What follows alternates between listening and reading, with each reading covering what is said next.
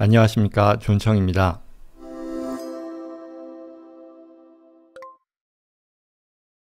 연방정부에서요, 오버타임의 기준을 상향해서 55,000불까지 연봉 기준이요, 올릴 생각이다, 올리겠다라는 그런 안을 발표했네요. 연방정부, 시간 외 초과 수당이죠, 오버타임이라고 하는 거는요. 이 지급해야 되는 그 대상을요, 대폭 늘리는 쪽으로 법안을 추진하고 있다라는 거죠. 기업과 업주들은 또한 여기서 반발하겠다라는 그런 뜻을 밝히고 있으니 법 추진 과정에서 어떻게 될지는 지켜봐야 된다라는 그런 얘기인데요. 지난 31일 뉴욕타임스 기사였어요. 근데 이 주 40시간을 초과해서 이제 근무할 경우에 기업과 업주가 반드시 오버타임을 지급해야 되는 경우가 있죠. Non-exempt employee라고 하죠. 아무튼 그때 그 기준을요, 현행보다 높은 55,000불로 상향하는 법안이 연방노동부에서 추진되고 있다. 연방노동부에서 추진하고 있다라는 그런 얘기입니다. 그래서 현행법은요, 오버타임 기준이요, 연봉의 상한선으로서 35,500불. 도널드 트럼프 행정부 때 설정된 것이고 그게 계속 이어지고 있다 하는데요. 이게 55,000불로 상향 조정이 되면 이 신규로 한 360만 명 정도가 또 여기 혜택을 보게 된다. 혜택을 본다? 그렇죠. 지급 대상이 된다라고 이 뉴욕타임스는 전망했네요. 자연스러운 반응으로서 사용자, 기업주 측의 반발이 있는데요.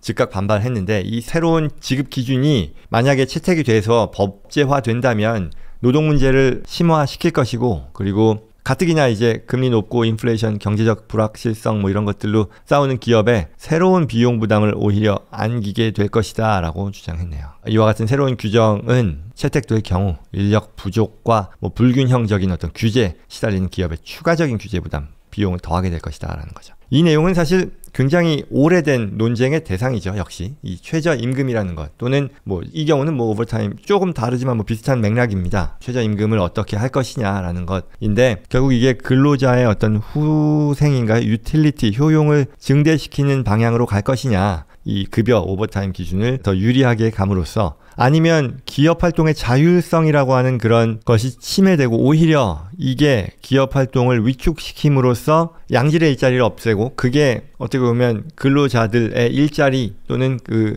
양질의 일자리를 없애는 방식으로 해가 되어 돌아가는 것이냐라는 그런 주장, 양쪽 모두 일리가 없는 게 아니니까요. 판단하기 어려운 그런 얘기인 거죠. 굉장히 이 오래된 논쟁의 대상이고요. 사측에서는 아무튼 오버타임 연봉 기준이 상향이 되면 시행 첫 해에만도 거의 12억 불 이상의 추가 인건비를 고스란히 부담하게 되는 그런 상황이라고 하면서요. 이렇게 될 경우에는 자기들도 살 국리를 할 수밖에 없다라고 하면서요. 이러한 경우 요식업계 또 서비스업계를 중심으로 이 월급제 직원들을 시급으로 바꿔가지고 이러한 그 월급에서 적용받는 오버타임 급여 생활자들, 급여 근로자들을 비중을 낮추도록 할 거다. 오버타임 지급 대상에서 제외시킬 거다라고 목소리를 높이고요. 그리고 또 매니저 등의 어떤 관리자로 승진하기 전 단계의 부매니저 직급을 통해서 이 그간 오버타임 지급에 대한 어떤 그 규정의 적용을 피해 왔었는데, 이런 것들도 아예 폐지할 수도 있으니까요. 고용주들은 결국 이러한 법의 변경이 고용 상황을 악화시킬 것이다라는 반대의 의견을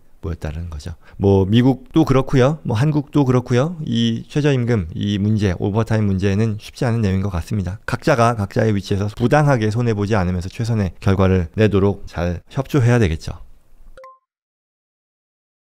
IRS에서 보낸 편지에 대해서 납세자 250만여 명이 무시하는 상황, 이게 문제가 된다라는 내용인데요. 이게 도대체 뭔가 하고 보니까요. 이 아이덴티티 세프트라고 하죠. ID 세프트라고 하는데, 보통 내 신분을 누군가가 도용해서요, 국세청에 사기를 치는 그런 행위를 말합니다.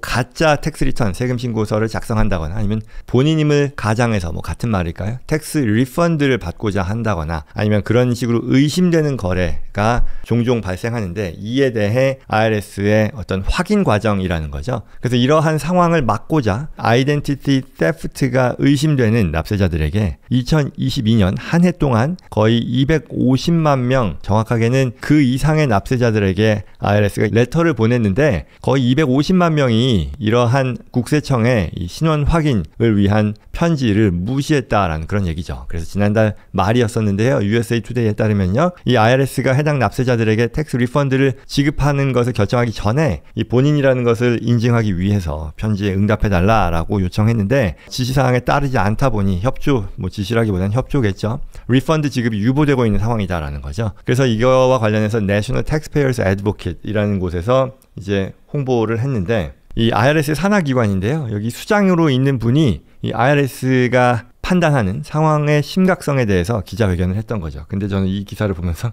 이분이 저하고 같이 10여 년 전에 회사에서 일하던 분인데 IRS에 갔구나 싶었습니다. 그래서 맞는 것 같은데 하고 이름을 보니까 콜린스예요. 이분 이름이 에린 콜린스인데 이 IRS가 2022년에 대해서 리펀드 지급 못하는 세금 신고서만으로도 480만 개가 넘는데 이 중에 200만 개 정도는 확인과 답장, 납세자로부터 답장 받았고 이제 받은 케이스 중에 10분의 1, 한 10% 이상이 25만여 케이스인데요. 스캠으로 발각되었다고 하네요. 그래서 말하자면 사기범들이 리펀드를 타낼 목적으로 이 타인의 신분을 도용한 것으로 확인됐다는 거죠. 사실 뭐 제 주변에도요. 뭐 이런 경우가 몇 건 있어서 IRS로부터 레터를 받은 상황을 저한테 이제 뭐 문의하는 경우들이 있었는데요. 이 경우에는 답도 당연히 바로바로 해야 될 것이고요. 그리고 이런 납세자들의 경우는 대체로 답을 하고 나서도요. IRS에서는 이 victim이라고 하죠. 이런 아이디 도용의 희생자로 간주가 되어서 그 다음 해부터는 일정 기간 동안 이 레터에서 4자리 패스코드를 같이 지급하거든요. 그래서 그 내용을 그 번호를 본인 그 서명하는 란 옆에 적게 되어 있어요. 그래서 그것도 접수해야 되는 건데